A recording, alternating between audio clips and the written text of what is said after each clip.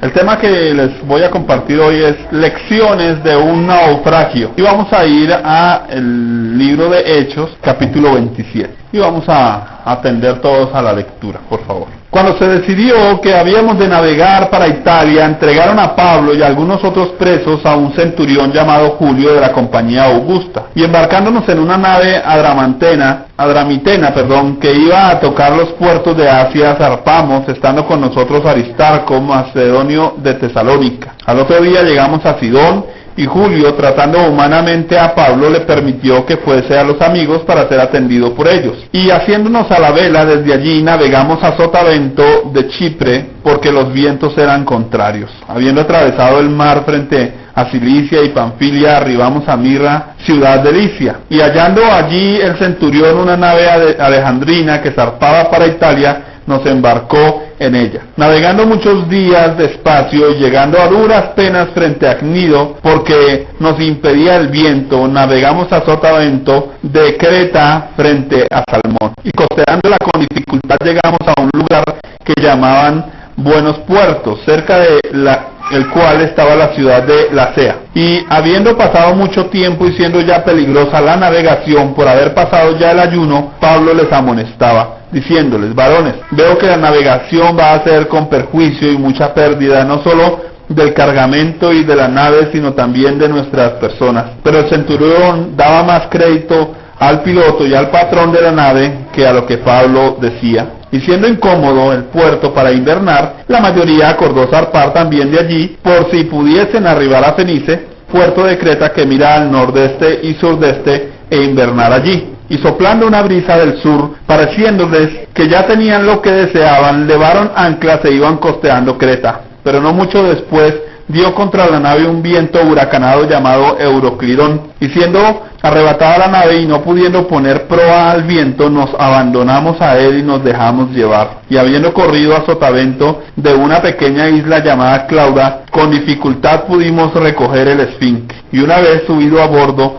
usaron de refuerzos para ceñir la nave, y teniendo temor de dar en la sirte, arriaron las velas y quedaron a la deriva. Pero siendo combatidos por una furiosa tempestad, al siguiente día empezaron a alijar, y al tercer día con nuestras propias manos arrojamos los aparejos de la nave. Y no apareciendo ni sol ni estrellas por muchos días, y acosados por una tempestad no pequeña, ya habíamos perdido toda esperanza de salvarnos. Entonces Pablo, como hacía ya mucho que no comíamos, puesto en pie en medio de ellos, dijo: habría sido por cierto conveniente, oh varones, haberme oído y no zarpar de Creta tan solo para recibir este perjuicio y pérdida. Pero ahora os exhorto a tener buen ánimo, pues no habrá ninguna pérdida de vida entre vosotros, sino solamente de la nave. Porque esta noche ha estado conmigo el ángel del Dios de quien soy y a quien sirvo, diciendo: Pablo, no temas, es necesario que comparezcas ante César, y he aquí, Dios te ha concedido todos los que navegan contigo. Por tanto, oh varones, tened buen ánimo, porque yo confío en Dios que será así como se me ha dicho. Con todo es necesario que demos en alguna isla. Venida la 14ª noche, y siendo llevados a través del mar Adriático,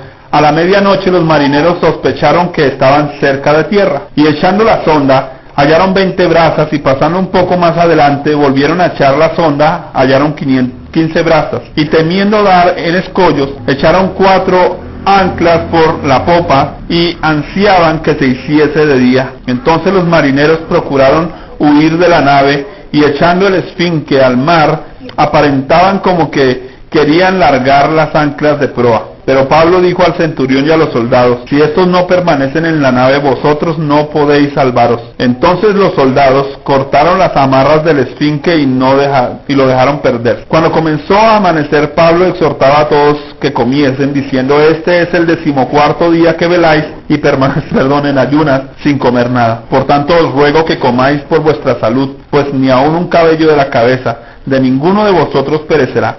Y habiendo dicho esto, tomó el pan y dio gracias a Dios en presencia de todos, y partiéndolo comenzó a comer. Entonces todos, teniendo ya mejor ánimo, comieron también, y éramos todas las personas en la nave 276, y ya satisfechos aligeraron la nave, echando el trigo al mar. Cuando se hizo de día, no reconocían la tierra, pero veían una ensenada que tenía playa.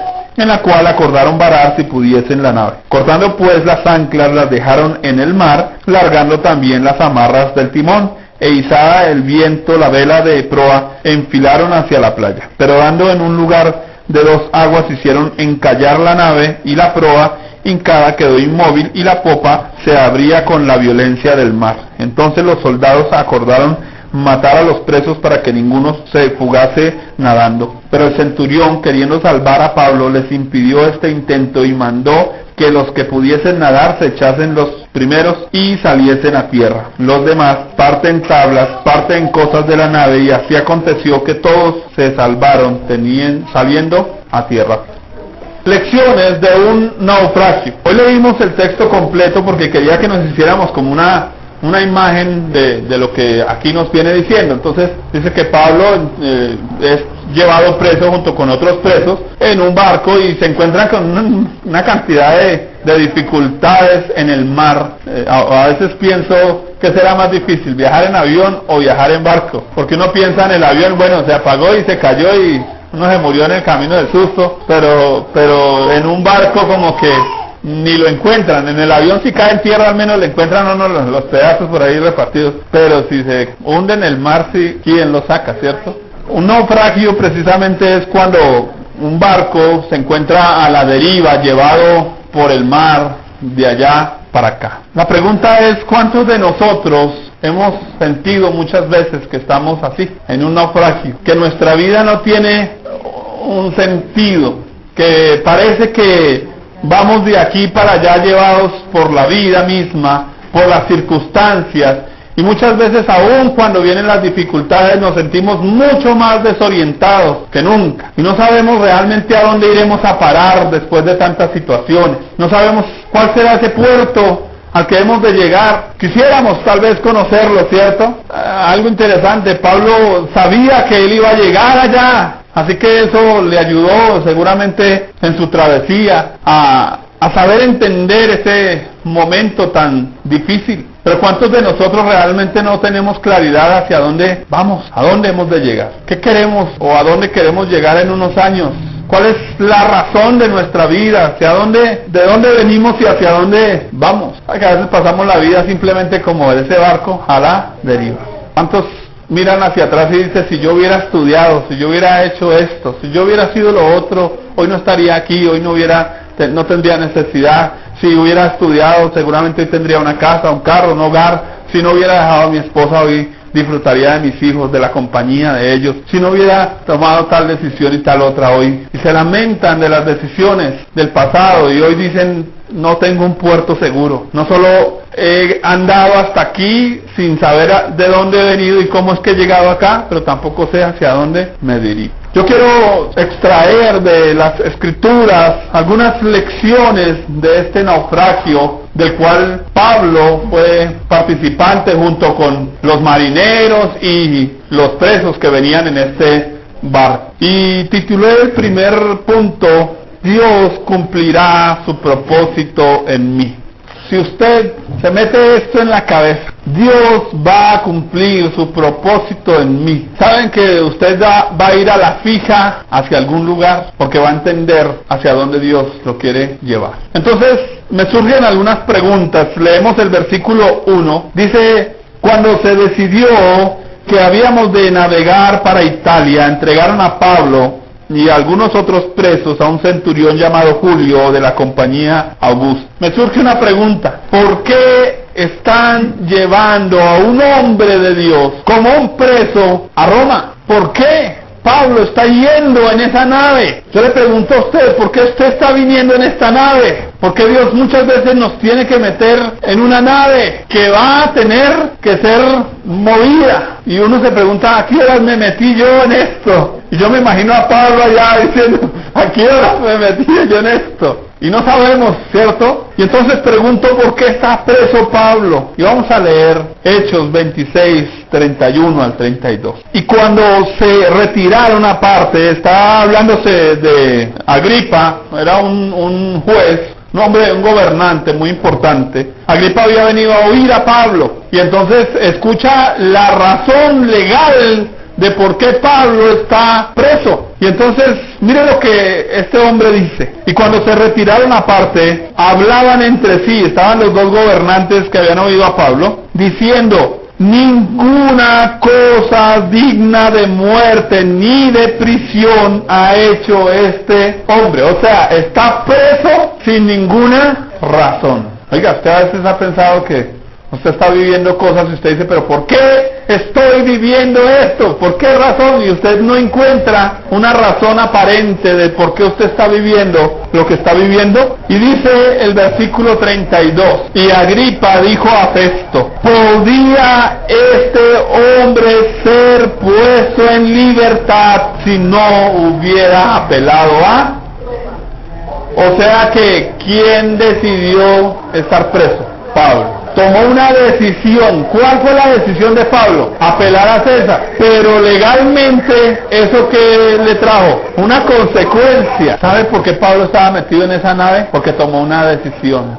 Sería contraria, o sea, sería que tomó una mala decisión. Pablo sabía de leyes. Escúchenme, así que Pablo llega y dice: apelo a César. Y Pablo sabía que era inocente, pero apela a César. ¿Y sabe cuánto llevaba ya Pablo preso, no? 2 años. Por algo que no había cometido y por algo que no debiera estar preso. O sea que aparentemente, ¿qué parece que hizo Pablo? Que tomó una mala decisión. Y Festo está diciendo: si este no hubiera apelado a César, pues estaba libre. O sea que ¿hace cuánto debiera estar libre? Hace 2 años. ¿Hace cuánto usted y yo debiéramos haber estado libres de tantas cosas que hemos vivido? ¿Hace cuánto? Pablo tomó una decisión. Pregunta: ¿fue equivocada esa decisión? Al parecer sí. Vamos a ver Hechos 25, 1 al 12. ¿Será que Pablo no tuvo otras opciones? O sea, llegado pues Festo a la provincia, subió de Cesarea a Jerusalén 3 días después, y los principales sacerdotes y los más influyentes de los judíos se presentaron ante él contra Pablo y le rogaron pidiendo contra él como gracia que le hiciesen traer a Jerusalén, preparando ellos una celada para matarle en el camino. Pero Festo respondió que Pablo estaba custodiado en Cesarea, a donde él mismo partía en breve. Los que de vosotros puedan, dijo, desciendan conmigo, y si hay algún crimen en este hombre, acúsenle.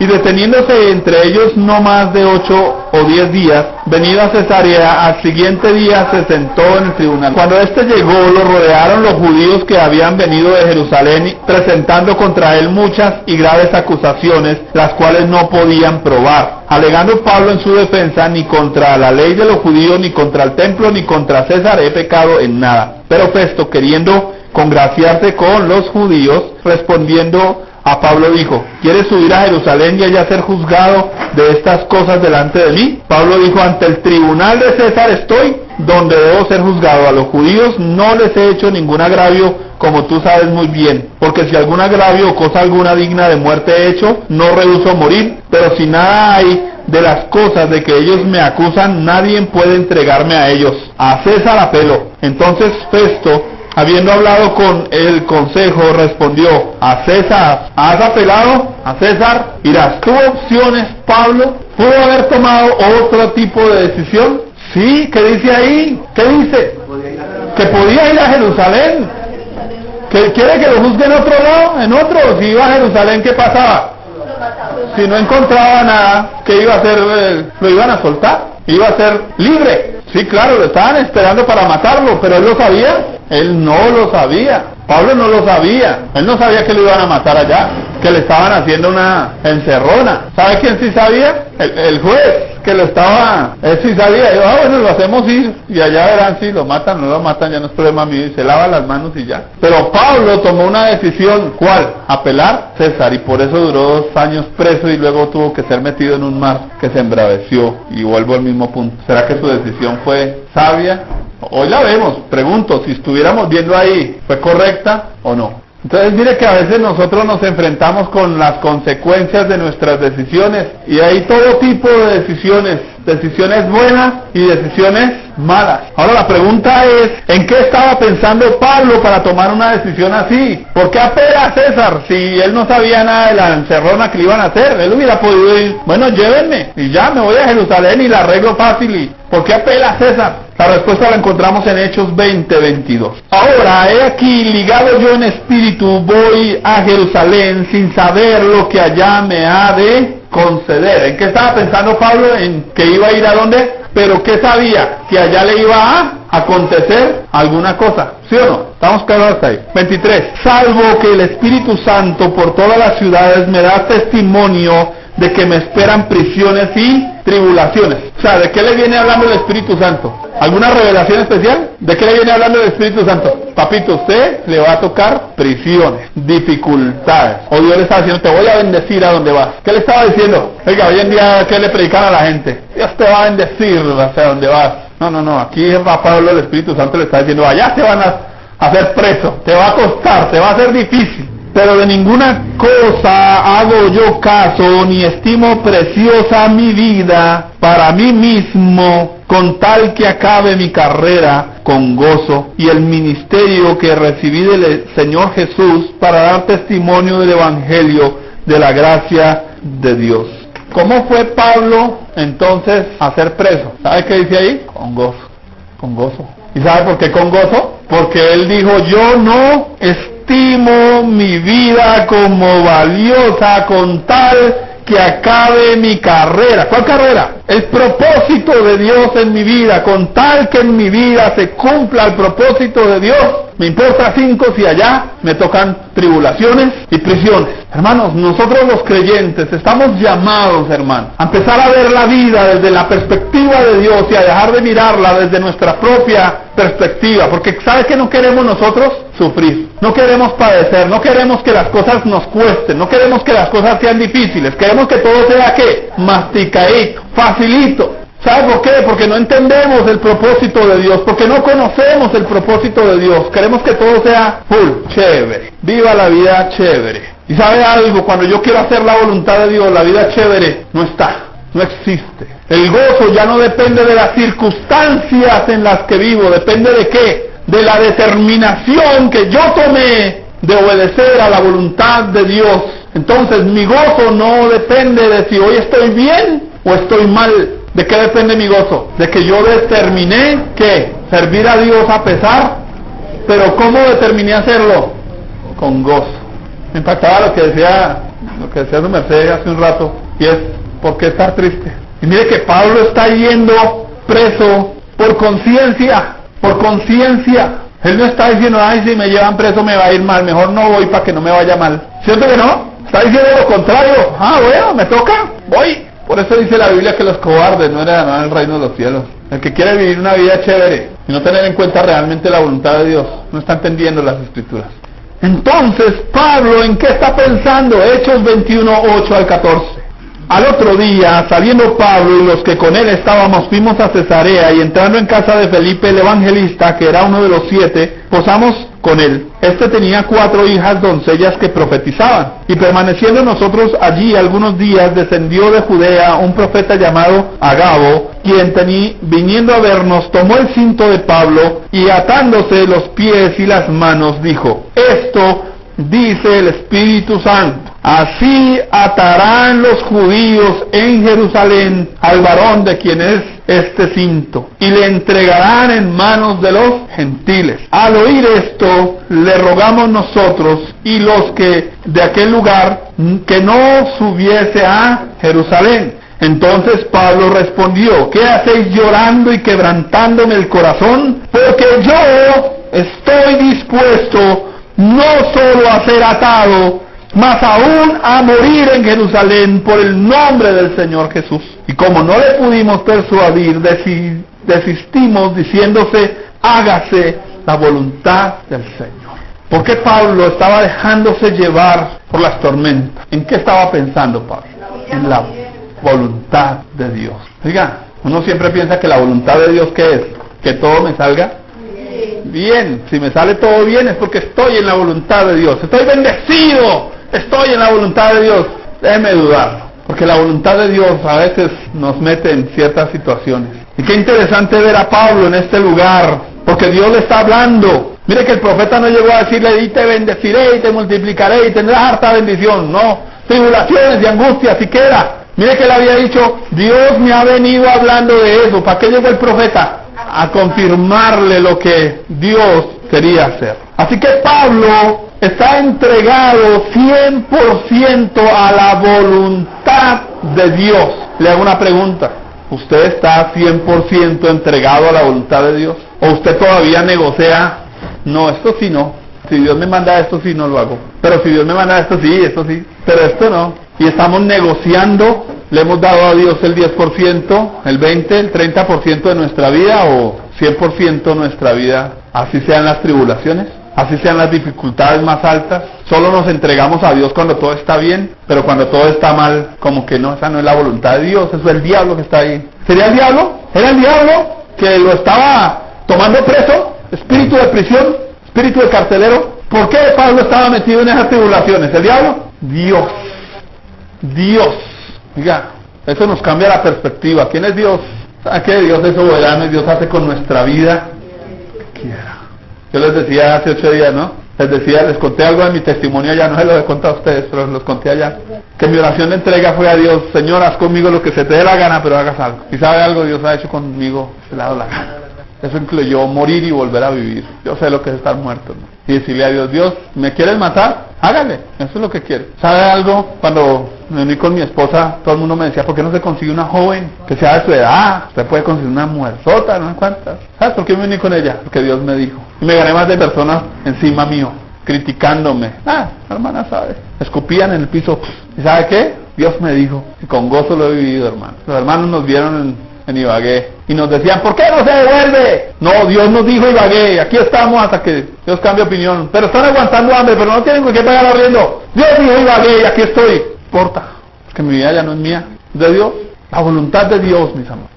Le pregunto: ¿conoce usted cuál es la voluntad de Dios para su vida? Al menos le pregunta a Dios: ¿cuál es tu voluntad de Dios para mí, Señor? ¿Está usted realmente dispuesto a que se cumpla el propósito de Dios en usted? Por eso el primer punto lo titulé, ¿cómo? El Señor cumplirá su propósito en mí.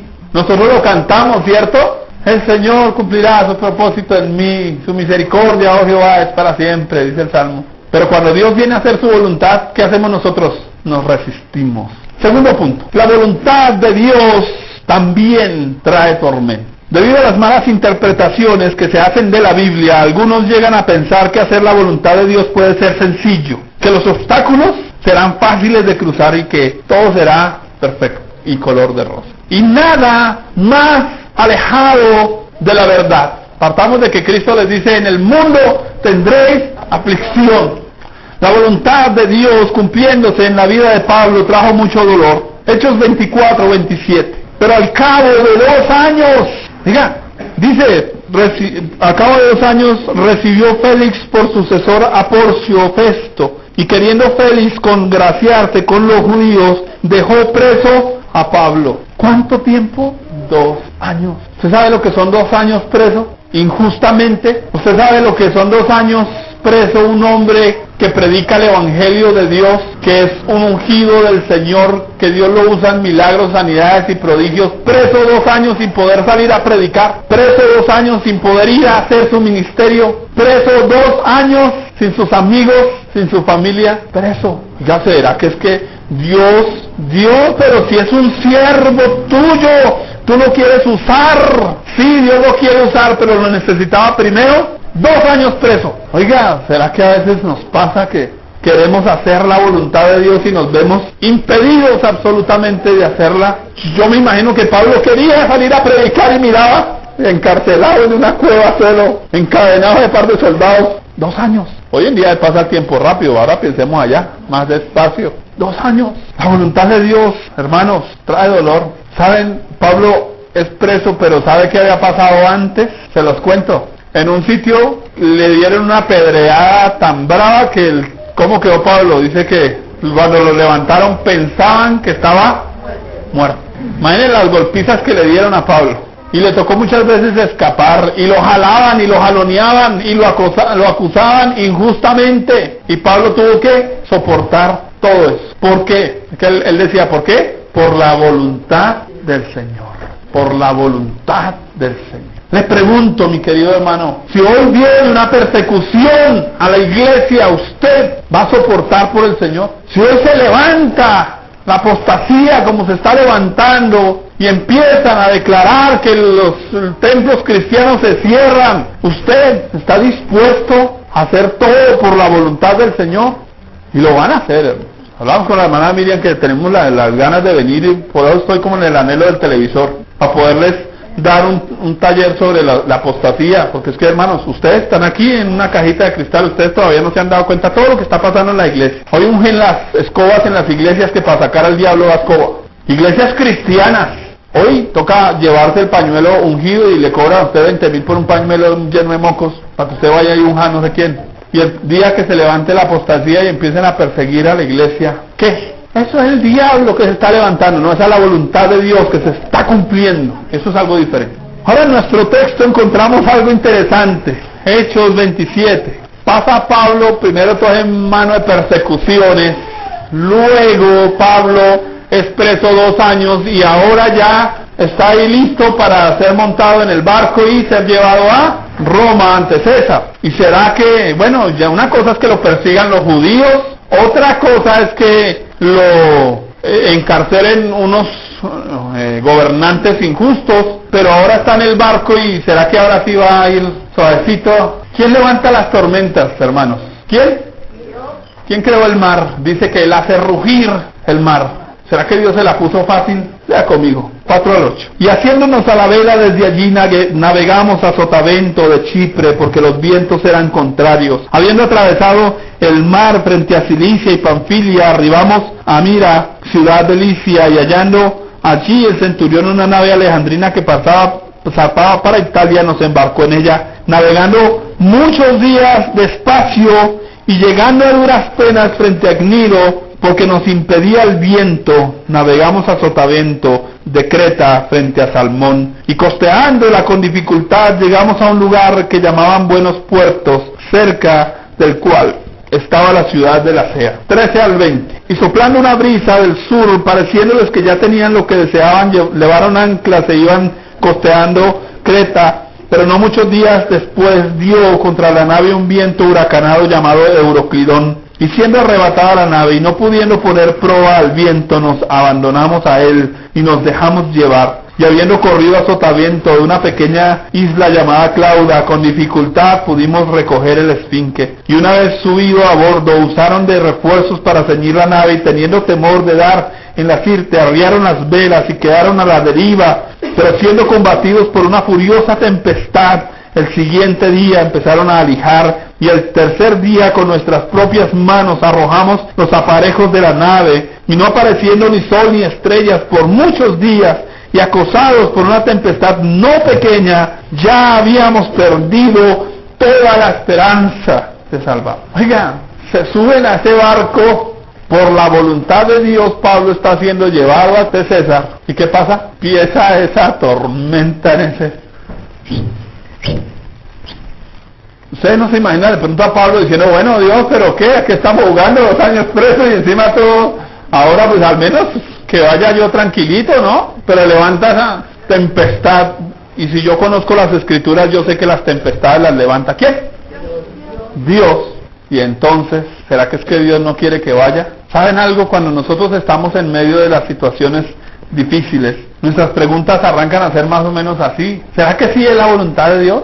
¿Será que estoy bien? Yo me imagino a Pablo diciendo, ¿será que yo no debía haber apelado a César porque después de 2 años preso y encima todo aquí me subo y como que parece que las cosas no se le están dando para llegar a donde tiene que llegar? Oiga, ¿cómo está viviendo usted? ¿Será que las cosas se le están dando? ¿O parece que las cosas como que se dificultan más? Se dificulta. Mira, me llama mucho la atención la forma en que ellos reaccionan. Dice, y soplando una brisa del sur, pareciéndoles que ya tenían lo que deseaban. O sea, como que hubo un momento de esperanza, o sea, como que bueno, ya listo, salimos de la cosa. ¿Y qué pasó? Dice, levaron anclas, se iban costeando, o sea, se fueron suavecitos. Y bueno, ya las cosas como que mejoraron, entonces vamos ahí. Pero no mucho después, no mucho después fue que, ya, cerquita otra vez volvió y dice, peor, ya no era un viento, ¿qué era? Un huracán. Oiga, se va ahí andando y dice, bueno, estoy viviendo dificultades, pero bueno, la supero, señor, ya hay una lucecita, y de pronto usted está viendo una lucecita y ¡pum! ¡Huracán! Eso sí, ya usted dice, bueno, ¿y ahora qué? ¿Cómo hago? ¿Cuántos están hasta ahora como que el viento los está? ¿Cuántos ya están en el huracán? ¿Sí o no? Y dice, siendo arrebatada la nave y no pudiendo. ¿Qué significa eso, no pudiendo? Estaban impotentes, hermano. Es imposible. Piense usted un momento, hermano. ¿Cuántas cosas usted está viviendo? Usted dice, Dios, esto es imposible para mí. No puedo más. Ahí está Pablo metido en esta nave. Es imposible. No lograban hacer nada. Sus fuerzas ya no estaban. Y entonces dice lo siguiente: nos abandonamos y nos dejamos llevar. ¿Sabe algo? Cuando usted esté viviendo una tormenta, hermanos, no luche. Nos enseñaron a luchar. Pelee con el diablo, ore, ayune. No. ¿Qué hicieron? Bueno, Señor, esto es lo que tú quieres. Porque ¿qué pasa si ellos se ponen a resistirse? El barco parte y se muere. Pero ¿cuántos de nosotros no nos abandonamos? No hemos aprendido a abandonarnos en las manos de Dios, sino que nos resistimos. ¿Y sabe qué pasa cuando nos resistimos, hermanos? No aprendemos lo que Dios quiere que aprendamos. Va a ser más difícil, va a ser más duro. Y entonces dice, versículo 16, y habiendo corrido a sotavento de una pequeña isla llamada Clauda, con dificultad pudimos recoger el esfinque. ¿Sabe qué era el esfinque? El esquife, perdón, siempre lo leo igual. No le puedo leer como es. Algún problema de dicción que no puedo solucionar. ¿Saben algo? ¿Qué era el esquife? Era lo que lograba mantener la nave estabilizada. ¿Sabe que a veces nosotros tratamos de estabilizar nuestras circunstancias difíciles? No, vamos a pensar positivo, vamos a pensar así, ¿verdad? Que estaban tratando de esto y ¿sabe qué? Aquí ya como que eso no les funcionó. Y entonces como no les funcionó, les tocó, ¿sabe que esto ya como que no sirve mucho? Venga, más bien, porque si la recogen, sí la sabe. Y una vez, versículo 17, subido a bordo, usaron de refuerzos para ceñir la nave. ¿Cómo así para ceñir la nave? Les tocó obligar el timón y tratar de que la nave se mantuviera sin desbaratarse, mejor dicho. Les tocó amarrar la nave, les tocó mirar cómo la forcejaban para que ella no se partiera. Y entonces dice, teniendo temor de dar en la sirte, arriaron las velas y quedaron a la deriva. ¿Qué significa arriaron las velas? ¿Qué era arriar las velas? Al contrario, las bajaron, las amarraron. Arriar es amarrar, ¿sí? Entonces, las arriaron en el sentido, digamos, de los marineros. Lástima que no vino este muchacho que es marinero. Amarraron. ¿Para qué? Porque si ellos tenían las velas abiertas, ¿qué pasaba? El viento los arrastraba, les tocaba que cerrar y dejar que la nave andara. ¿Qué son las velas? Las velas son las que nos guían, las que nos impulsan. ¿Qué nos impulsa a veces? ¿Sabe que eso representa nuestras motivaciones? Por mis hijos, yo voy a luchar por mis hijos. Y entonces Dios, ¿sabe qué hace? Los hijos vienen y lo defraudan a uno. Y entonces uno dice, yo luchaba por mis hijos, no por mi mujer, por mi marido. Y entonces vienen y lo defraudan y las velas. La motivación que tenía para medio andar, ahora ya no está. ¿Sabe por qué? Porque Dios necesita tratar con nosotros de manera individual. Dios nos quita papito, mamita, esposito, amiguito, vecinito. Dios nos quita todo eso. Que yo lo que hago es por mis hijos. Y Dios le quita a los hijos para que usted aprenda a depender de Él, a vivir a Él, para Él. Las velas les tocó, ya no sirven. Pero siendo combatidos por una furiosa tempestad, al siguiente día empezaron a alijar. ¿Sabe qué es alijar? Empezaron a sacar cosas pesaditas de la nave y... ¿Sabe cómo se llama eso? Que a veces estamos en medio de las tormentas y viene otro punto. Tenemos que empezar a desprendernos. ¿De qué necesita usted desprenderse, hermano? Porque si usted no se desprende, ¿sabe qué pasa? La nave, porque si usted tiene un cajón, ¿sabe qué va a pasar con el cajón en un mar? Se mueve para allá y para acá y entonces puede romper. Y entonces, ¿sabe qué les tocó? Como no podían amarrar todo lo que tenían, que cuando iban como 200 y mucho, entonces, ¡bote! Hermanos, la voluntad de Dios nos trae tormenta. Mire lo que dice el versículo 19, al tercer día con nuestras propias manos. Oiga, qué interesante que Dios resalte cosas en la Biblia de esa manera. ¿Con qué? Nuestras propias manos. ¿Sabe a quién le toca desprenderse? A usted, por usted mismo. Nadie lo va a hacer por usted. Nadie lo va a hacer por usted. El desprendimiento le toca a quién? Cada uno, con sus propias manos. No fue que Dios cogió el barco y venga, le desocupo todo lo que usted está pegando mucho, venga.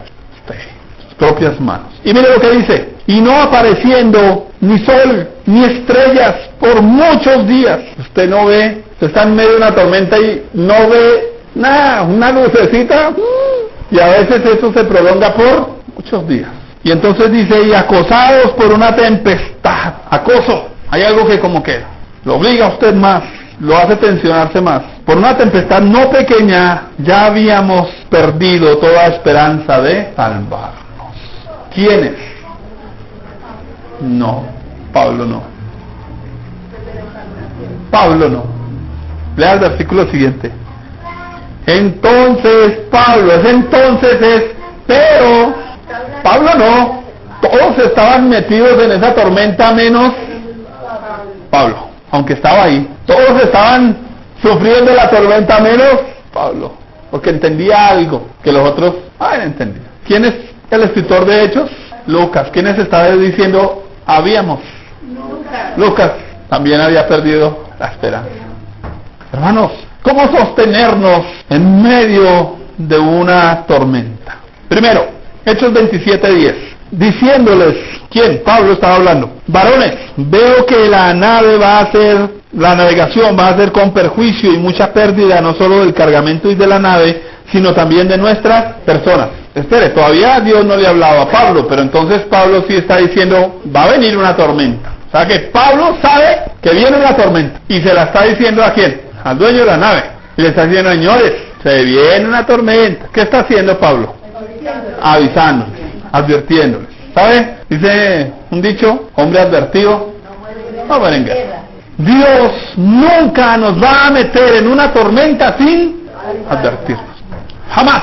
¿Sabe cuál es el problema? Que nosotros no prestamos atención. Así que Pablo podía discernir lo que iba a acontecer. Miremos un momento 1 Corintios, sin perder Hechos, porque vamos a seguir ahí. 1 Corintios 2, 14 al 15. Pero el hombre natural no percibe las cosas que son del Espíritu de Dios, porque para él son locura y no las puede entender, porque se han de discernir espiritualmente. Pero en cambio el espiritual juzga todas las cosas, pero él no es juzgado de nadie. Porque ¿quién conoció la mente del Señor? ¿Quién instruirá? Mas nosotros tenemos la mente de Cristo. Oiga, si yo estoy seguro que lo que estoy viviendo hace parte de la voluntad de Dios, sabe que esa tormenta, yo no voy a morir allá. No voy a morir allá. ¿Cómo nos sostenemos entonces frente a una tormenta? Necesitamos anticiparnos a los acontecimientos. Dios siempre nos advierte. Aquí miramos en el 27:11, pero el centurión daba más crédito al piloto y al patrón de la nave que a lo que Pablo decía. ¿Ellos en qué estaban fundamentando el tomar esa decisión? ¿En qué? En su experiencia. Yo ya he pasado esto, hermano, yo ya he vivido esto, entonces, ¿sabe algo? Hay algo que hace que nuestras tormentas sean más grandes. ¿Sabe cuál es? Confianza en nosotros mismos. Estamos confiando demasiado. No estamos viendo las tormentas como Dios las ve. Y un día, de pronto estamos confiados en que como ya viví esto, ya, lo puedo superar. Y de pronto, usted se da cuenta que no. Pablo no estaba confiando en la experiencia de los marineros, porque uno a veces confía en la experiencia de otro. No, si este lo vivió, pues yo también. A veces le predicamos a la gente, si a mí me pasó, mire, yo le cuento el testimonio y verá que a usted le va a pasar lo mismo. Carretas consejerías de nosotros. ¿Sí o no? Estamos tratando de alentar, pero a veces, ¿sabe qué pasa? Al otro le pasa y dice, a mí no me pasó igual, está peor. Pablo está confiando en Dios, no la experiencia de otros. Porque cada uno vive su propia experiencia, pero nosotros como cristianos vivimos la experiencia en Dios. La segunda forma de sostenernos en pie frente a una tormenta es buscando respuestas en Dios. Lea conmigo por favor Hechos 27, 21 al 26. Entonces Pablo, como ya hacía mucho que no comíamos, o sea que Lucas también estaba ahí metido en el cuento, puesto en pie en medio de ellos, dijo, habría sido por cierto conveniente, oh varones, haberme oído y no zarpar de Creta tan solo para recibir este perjuicio. O sea que había una salida, sí la había. ¿Cuándo? Ya les habían advertido, papitos. A veces entramos en las tormentas porque nos advierten y ¿qué hacemos? No, oigo, tengo orejas de pescado. Y porque no hacemos caso, no obedecemos. Porque no entendemos cuando se nos advierte por parte de un hombre de Dios, de alguien de Dios o a través de su palabra. Y entonces dice, habría sido por cierto conveniente, oh varones, haberme oído y no zarpar de Creta para tan solo para recibir este perjuicio y pérdida. Pero ahora os exhorto a tener buen ánimo. Oiga, tremendo uno pararse en medio de una tormenta, está esa vaina allá. Yo me imagino a Pablo predicando allá mientras se le movía el señores. Les animo, todos desanimados, hambriados, y les animo. ¿Cómo sonaría eso en medio de una tormenta? ¿Cómo le suena a usted cuando está en medio de la tormenta y alguien viene y le dice, pero todo va a estar bien, Dios? Cierto que como que a uno le cae como, ay sí, como usted no es el que está conmigo, usted no es el que está viviendo, ¿cierto? Y Pablo se para ahí, bueno, vamos a tener buen ánimo, pues no habrá ninguna pérdida de vida entre vosotros, sino solo de la nave. Porque esta noche, ¿cuándo? Después de que habían estado en la tormenta, ¿cuántos tiempo habrían pasado? 8 días. Y esta noche, o sea que Pablo había vivido esa tormenta duro, difícil, pero parece que esa noche fue el día que Dios vino y le dio la respuesta. ¿Saben algo? En medio de las tormentas, un día Dios va a hablarle. Un día Dios va a aparecer y le va a decir a usted, te voy a mostrar lo que voy a hacer. Pablo, te voy a mostrar lo que voy a hacer. ¿Qué le va a mostrar? Dice, esta noche ha estado conmigo el ángel de Dios, del Dios de quien soy y a quien sirvo. Oiga, espere. ¿Por qué Pablo está tranquilo? ¿Por qué Pablo está animando al otro? Primero, porque él dice, hoy ha estado conmigo. Diga conmigo, Dios ha estado conmigo. ¿Quién está con él en medio de la tormenta? ¿Quién está con usted en medio de la tormenta? ¿Por qué Dios está con usted? Léalo. Esta noche ha estado conmigo el ángel del Dios, ¿de quién? ¿Por qué Dios está con usted en medio de la tormenta? Porque usted le pertenece a Él. Quienes no entienden la salvación, la vida eterna, el nacer de nuevo, saben, se sienten abandonados en medio de la tormenta. Pero quien sabe que su vida le pertenece a Dios, va a estar firme en medio de una tormenta. Mi vida es tuya, Dios. He estado en esta tormenta todos estos años, está diciendo Pablo allá, todo este tiempo, que estaba acá. Pero mi vida, sí que Dios va a hacer con la vida de Pablo ¿qué? Lo que se le da la gana. Y Pablo dice, amén. ¿Qué debiéramos nosotros decir en medio de esas tormentas? Ah, Dios, eso es lo que quieres, aquí estoy. Y entonces dice de quién soy y a quién. Pablo dejó de servir a Dios porque entró en una tormenta. ¿Sabe algo? Entramos a una tormenta y no, yo estoy mal, porque es que mire lo que estoy viviendo y yo para servirle a Dios así. Pablo, ¿qué dice? ¿A quién sirvo? 2 años preso, sin poder predicar. Pero Pablo dice, ¿a quién sirvo? Metido en una tormenta, ¿a quién sirvo? ¿Cuándo dejó Pablo de servir a Dios? ¿Y por qué nosotros en medio de la tormenta, no, esto no es para mí? No, ponerme a predicar yo de bendición cuando mire no tengo ni en la alacena, de sanidad cuando estoy enfermo. Pablo siguió sirviendo a Dios. Y entonces sigue diciendo, no temas. ¿Qué fue lo que Dios le dijo? No temas. O sea que ¿qué tenía Pablo? Si Dios le dice no temas es porque, ¿cómo está Pablo? El hombre también ya está, el Señor, ya le había llegado su fuerza. Al último, ya está diciendo Dios, ¿sabes qué? Ya tengo miedo, ya esta cosa ya, yo confío en ti, yo sé que yo soy tuyo, yo sé que tú me amas, yo te quiero servir y quiero seguir adelante, pero ¿sabes qué, Dios? Tengo miedo. Es pecado tener miedo.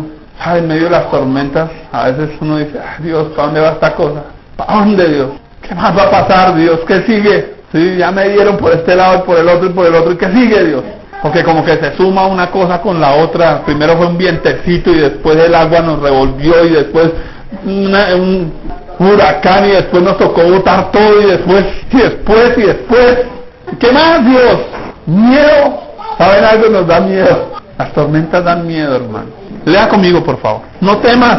Léalo. Es necesario. ¿Qué era?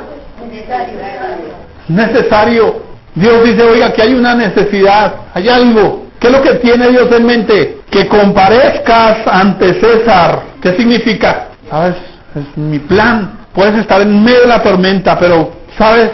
Te voy a llevar a donde yo te he dicho que te voy a llevar. El Señor cumplirá su propósito en nosotros. Dios nos va a llevar a donde Él nos ha dicho que nos va a llevar. No importa que las tormentas estén ahí.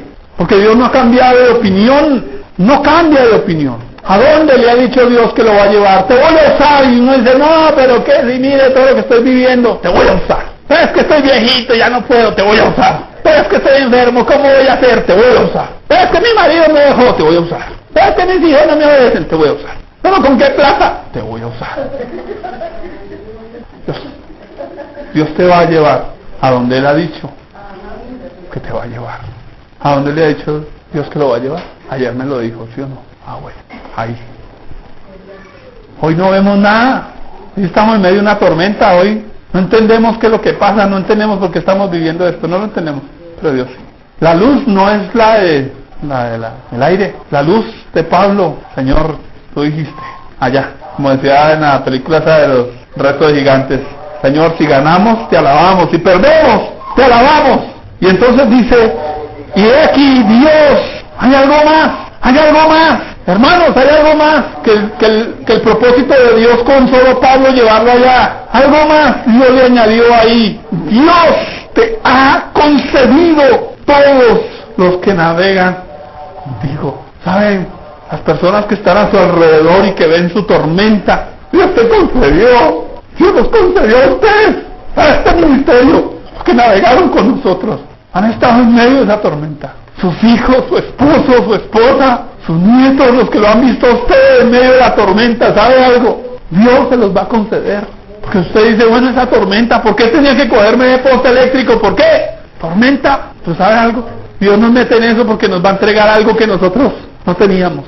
Y allí están esos marineros, esos presos, personas despreciadas por la vida, y ¿sabe algo? Dios los está conquistando para Él. Dios va a salvar a todas esas personas. ¿Por causa de quién? De un hombre que está creyéndole a Él, que está confiando en sus promesas. Dios no nos va a usar solamente para sacar a otros de la tormenta. ¿Sabe algo? Para sacar a otros de la tormenta, yo mismo he tenido que vivirla con ellos, con ellos. Dios te ha concedido. ¿Quiénes navegan contigo? ¿Quién navega con usted en medio de su tormenta? ¿Su esposa? ¿Sus hijos? ¿Su familia? Dios te los va a conceder si tú confías en Él. Porque Dios levantó esa tormenta. ¿Sabe que si Dios no levanta esa tormenta, el barco llega al otro lado, bajan a Pablo, lo entregan, y los otros presos a la muerte? Porque ellos iban a ¿qué? A morir. Señor, necesitamos tus tormentas. ¿Para qué? ¿Por causa de quién? La salvación de toda esa gente. Pero que nos han enseñado a salir de las tormentas, y entonces yo salgo feliz, pero no me importa el resto. Pero cuando yo vivo esas tormentas y las vivo en Dios, ¿sabe qué hace Dios? Me entrega a otros para que se salven. Así que esa nave salió con un montón de presos muertos y llegó al otro lado con un montón de hombres vivos, libres, llenos de Dios. Es el resultado, hermanos, de las tormentas. ¿Cuál es? Tercer punto, el gran descubrimiento en el puerto seguro. ¿Qué es lo que descubrimos al final de tantas situaciones tan difíciles? Hechos 21, 10 al 11. Saben que en medio de vivir en la voluntad de Dios, Dios está probando a otros, no solo a nosotros. ¿Y qué fue la prueba aquí? ¿Sabe que Dios probó la fidelidad de un profeta? El profeta Agabo hubiera podido llegar y decirle, Pablito, todo te va a salir bien, pero Dios le dijo, no, vaya, dígale a Pablo que lo van a atar, que lo van a llevar. ¿Sabe algo? Cuando nosotros vivimos en la voluntad de Dios, Dios está probando todos a nuestro alrededor. Yo prefiero decirles a ustedes la verdad de la palabra de Dios y no estarles diciendo, no, mire, sí, siga así, porque usted vive una tormenta y yo vengo a darle ánimo. Puede que yo tenga que venir y decirle, no, estás viviendo esto por esto y por esto. El profeta fue partícipe de esa tormenta de manera indirecta. ¿Qué? Enseñando la verdad de Dios. Pablo fue un instrumento para probar a un verdadero profeta. El verdadero profeta no te va a venir a decir todo está perfecto y todo está bien. El verdadero profeta tampoco te va a decir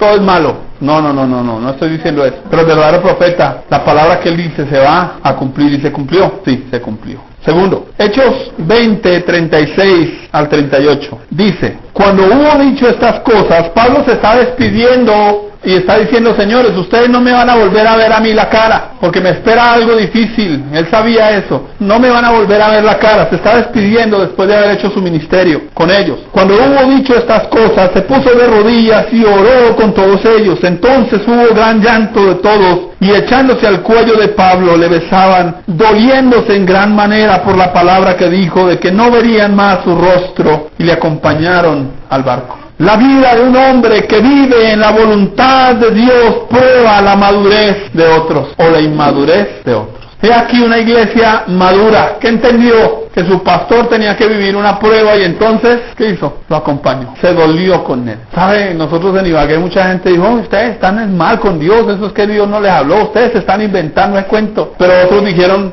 los acompañamos. Hermanos, Dios prueba a otros a través de nuestras circunstancias. Dios nos dio una palabra y nos sostenemos en ella, y otros tal vez no la entiendan, pero otros van a decir, bueno, si eso es lo que Dios quiere, y nos acompañarán. Hechos 21, 12 al 14. Aquí en otro lado, otra iglesia de las que había fundado Pablo, y mire la reacción de ellos. Está hablando a Gabo, está profetizándole a él, te van a entregar a los gentiles. Al oír esto, le rogamos, ¿quién? Lucas, otra vez Lucas. ¿Qué está diciendo Lucas? Le rogamos nosotros y los de aquel lugar, o sea, la iglesia que estaba allá, que no subiese a Jerusalén. Oiga, aquí hay otra prueba. ¿Cuál? Dios venía hablándole a Pablo, luego viene y trae al profeta, le dice, te van a llevar a Jerusalén y te va a pasar esto, y los hermanos que dijeron, aleluya, amén, esa es la voluntad de Dios. ¿Qué dijeron? No vaya, ¿para qué va a ir? Buena la intención. Estaban los hermanos entendiendo la voluntad de Dios para la vida de otro.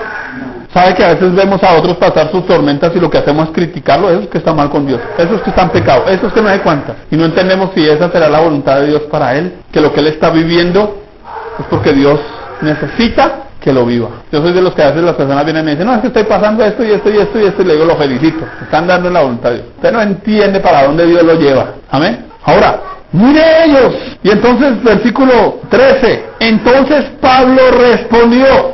¿Qué respondió Pablo? Uy, sí, hermanos, ustedes tienen razón. De pronto es que el profeta Gabo, eso es para otro tiempo. Eso debe ser que no es para ahora. O Pablo dice, no, hermanos, debe ser que más bien Agabo está como equivocado y mal con Dios porque me está profetizando negativo, o sea que eso no es de Dios. ¿Sí dijo esto Pablo? O dijo, hermanos, ustedes son tan maduros en el Señor, pues hagámosles caso a ustedes. ¿Qué dice? ¿Qué hacéis? De chillar, papitos, porque yo estoy dispuesto. ¿Sabe qué les está diciendo? Señores, ¿ustedes están dispuestos? No, señores, ustedes no están dispuestos, pero yo sí. ¿De qué? No solo a ser atado, más aún a morir. ¿En dónde? En Jerusalén. Y entonces, aquí yo voy a un punto importante, mis amados. ¿Pablo en dónde pensaba morir? En Jerusalén. ¿Qué dice ahí? ¿Aún dispuesto a morir en dónde? O sea que Pablo conocía todo el propósito de Dios. No, él decía no, en Jerusalén. ¿Sabe por qué? Porque un judío no anhelaba morir en ningún otro lado que no fuera en su tierra. O sea que Pablo estaba aferrado ¿a qué? A Jerusalén, a los judíos. Y entonces aquí hizo Dios, puso a los judíos a darle duro, papito, hasta que lo sacó el corazón. Porque él llegaba y predicaba a los gentiles y los gentiles se convertían. Pero cuando le predicaba a los judíos, ¿qué hacían los judíos? Le daban piedra, lo perseguían. ¿Y qué le había dicho a Gabo? Y te entregarán en manos de los gentiles. O sea que Pablo parece que no oyó una partecita de la profecía. Mire ahí el versículo 11, al final.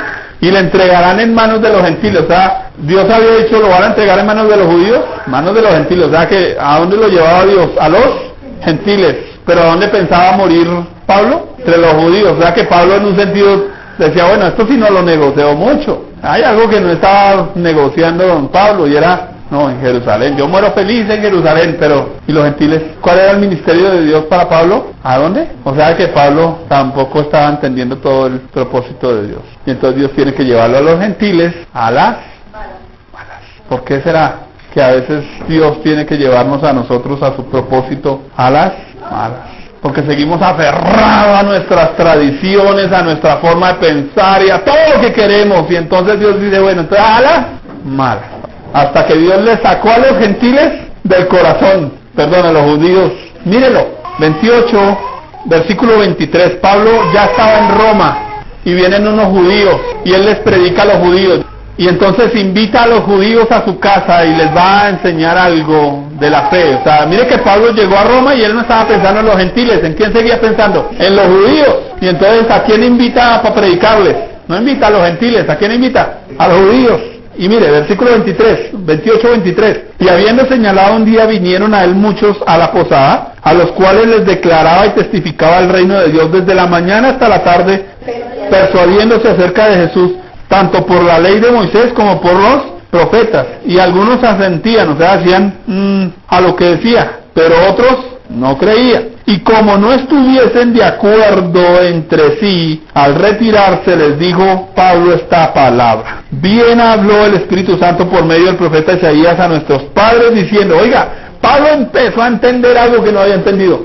Léanlo, ¿qué era lo que no había entendido? Ve a este pueblo y diles: de oídos oiréis y no entenderéis, y viendo veréis y no percibiréis. O sea que ellos, ¿qué? ¿Se iban a convertir? Porque el corazón de este pueblo se ha engrosado, y con los oídos oyeron pesadamente y sus ojos han cerrado, para que no vean con los ojos y oigan con los oídos y entiendan de corazón y se conviertan y yo los sane. O sea que ¿qué era lo que Dios quería hacer con los judíos? ¿Sanarlos? No. ¿Sabe algo? Si los judíos se hubieran convertido a Cristo en esa época, usted y yo no tendríamos salvación. La salvación para los judíos tiene otro propósito en otro tiempo y en otro momento. Este es un plan interesante de Dios. ¿Pero cuántos quieren hoy convertir judíos? Sabed pues, versículo 28, que a los gentiles es enviada esta salvación. Pablo entendió ya en Roma. Dijo, o sea que esta salvación no es para los judíos, sino para los gentiles. Aleluya. No que no le vayan a salvar judíos, sí se la salvan, pero en ese momento, ¿para quién era? ¿Y a quién lo había llamado Dios? A los gentiles. Y ellos oirán. O sea que ahora sí va a predicarle a los que sí le van a escuchar. Ellos sí le van a oír. ¿Quiénes? Los gentiles sí le van a oír. ¿Los judíos le habían oído? O sea que su ministerio estaba ¿qué? Todo lo que había predicado a los judíos, tiempo perdido. ¿Cuánto tiempo había perdido por estar aferrándose? Pero aquí viene a predicar a la fija. ¿Por qué? Porque Dios dice a ellos ¿qué? Oirán. Versículo 29. Y cuando hubo dicho esto, los judíos se fueron, teniendo gran discusión entre sí. Y Pablo permaneció 2 años más encarcelado, enteros en una casa alquilada, y recibía a todos los que a él venían, predicando el reino de Dios y enseñando acerca del Señor Jesucristo abiertamente y sin impedimento. Llegó el día en que el ministerio lo pudo realizar toda la libertad. Y mire algo, Pablo fue a predicarles a ellos. ¿Qué dice? Venían solitos. Ya no tuvo que ir a buscar a nadie, porque está en la perfecta voluntad de Dios. Cuando usted está en la perfecta voluntad de Dios, las cosas se van a dar. Pero necesitaba pasar las tormentas para entenderlo. Amén. Hermanos,